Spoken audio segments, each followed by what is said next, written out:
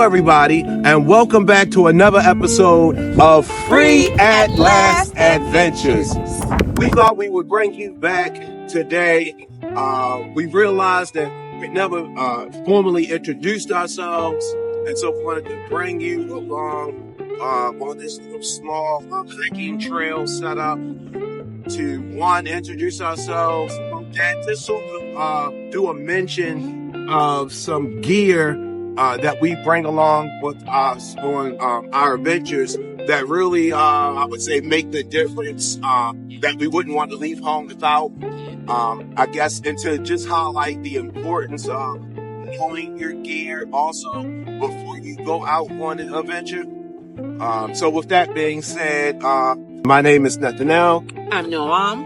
And we started Free at Last Adventures as a proclamation to proclaim being free from financial obligations. Not that we've arrived, but that's where we want to be. We're aiming. Yeah. So we've raised 3 children. They're all adults. So from that aspect, we have accomplished that goal. We run a small skincare business that is going to bring us to that financial liberty, along with hopefully maybe this YouTube channel. Right. So sharing more journeys. Yeah. One helping the other. Correct. So so that's who we are in short. We can talk about some of the gear that we bring along with us when we go camping, when we go on any adventures. And we may even touch on that common thread, as I like to call it, between, van life, camping, prepping. There's that survival element to all 3 of those things.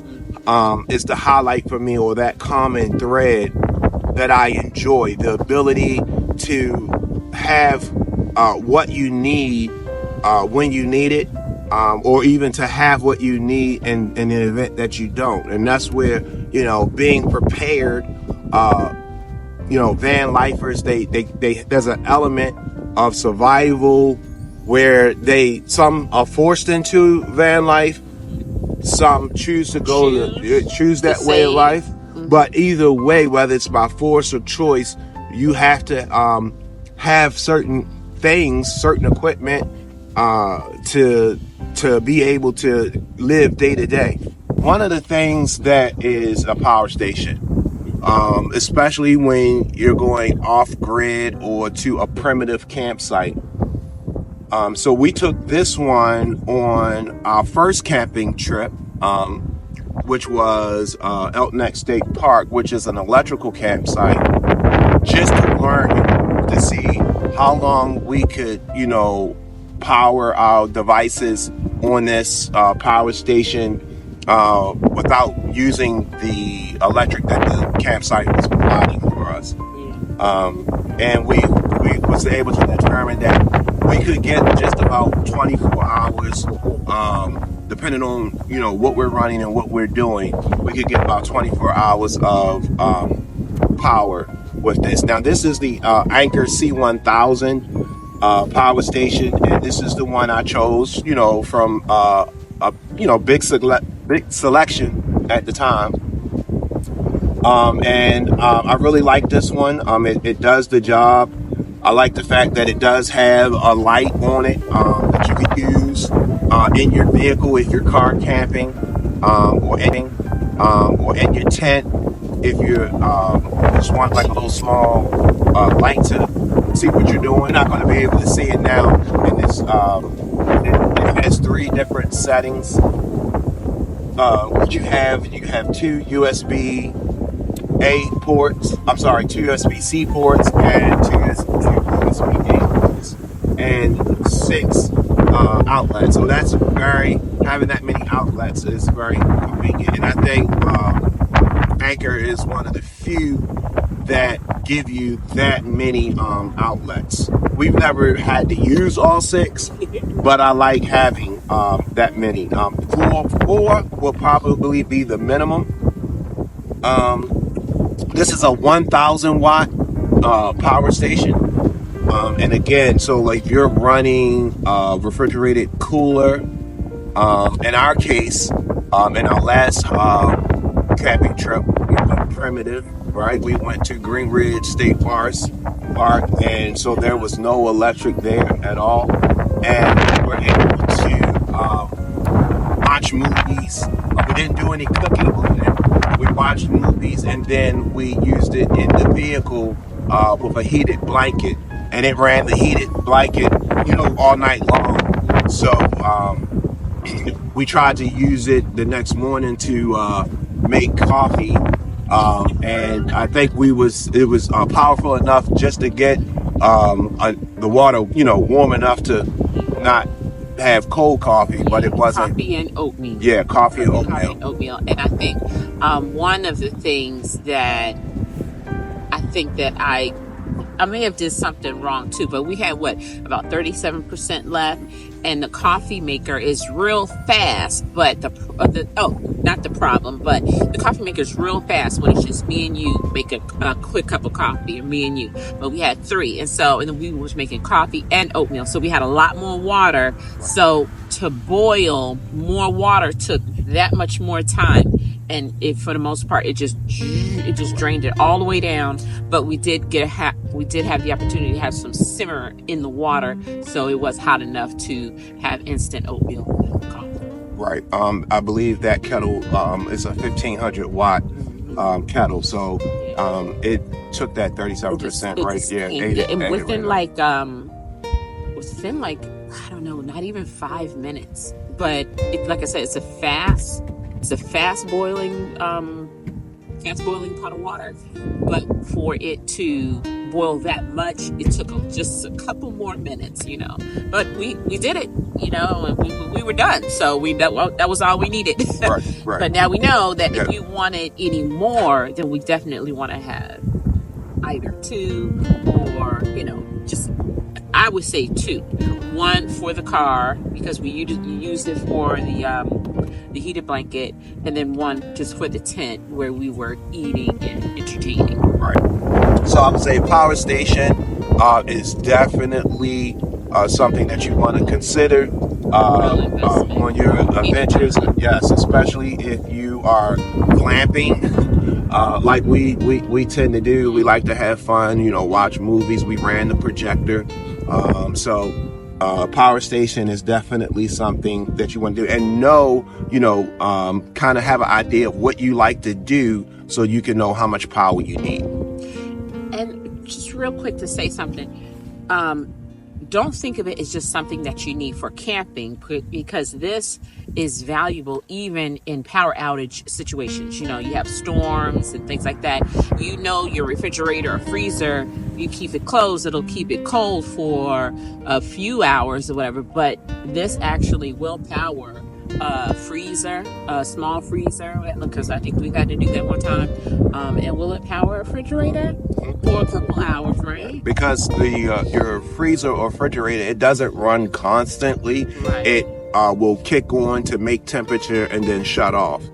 So a 1,000 watt power station, if you go in and out of it as less as possible, you can at least get, anywhere from between 12 to, I would say, 16 hours of runtime on your household refrigerator or freezer. So dual purpose. Yeah.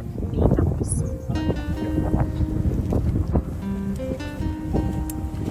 So the next thing I want to talk about, which really comes in handy for us, we don't always make it to camp when there's daylight.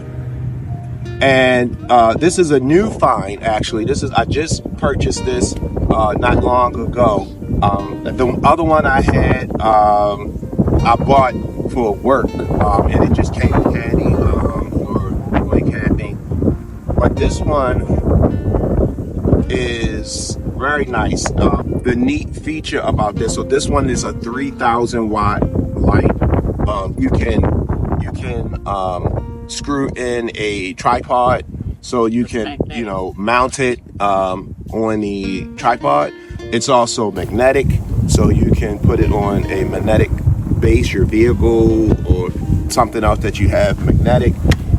You also have a hanger that you can use to hang in your tent if you're using it as a tent light, or if you have to hang it on a tree to use it, just to light up your campground. But what really sold me on this, now this was a Costco find, you guys. I picked this up at Costco. And maybe we'll try to roll in some nighttime footage for you. But it has your power mode, and then you have your light temperature mode, so you can change the different temperatures of light. And then you have your mode button for your low, medium, high. And then you saw that little red flashing, I guess, for like emergencies. But the thing that made me pick this up, and at the time I purchased this, it was roughly $32, was the fact that it have built-in solar. Wow.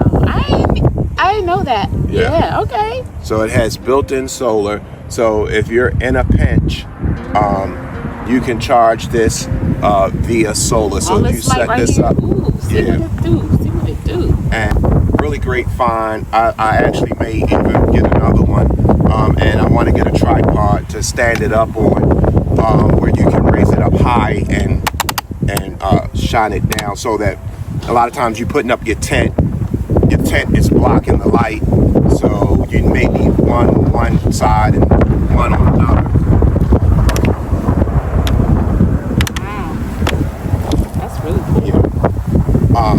And so another light that I found, and this light we use inside the tent, it's this light. Oh, that's my baby right here. I don't know how you pronounce this. I ordered this off of Amazon. I'm not even going to try to pronounce it. I don't know. Well, how would you pronounce that? I don't know.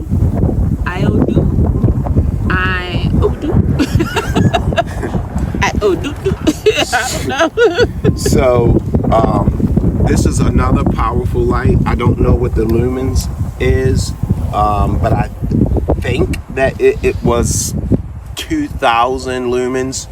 But one of the things that really impressed me, I didn't know anything about this light when I bought it per se, other than it had a high milliamp hours. I want to say it's 15,000. But so it comes with a lot of gear, so you can hook this. If you have one of those little hooks in the center of your tent, you can hook this in your tent for tent light, and this will light your whole tent up. We had a 10 by 14 tent, and this pretty much lighted the whole tent. With this one, you can also screw in onto a tripod, so you can use either of these lamps for filming if you need to. Because of that, both of these lights can double as a power bank in a pinch if you need to charge your cell phone. But the one and main thing that I really like about this light is, how many times have you been in your tent, you're in the bed, and the light's on, and then now you have to get out the bed in order to go turn the light off? Well, this one comes with a remote, guys. So you can be in the bed and turn on the light and change the color temperature, turn it on, turn it off, the brightness. You can do all that from the remote. So if you have, one or two of these in your tent and you forget to turn the light off before you get in the bed, you can still do it. So those are just some of the things that, and this is also something that we came to find out. We were on a full charge. It lasted us 2 days.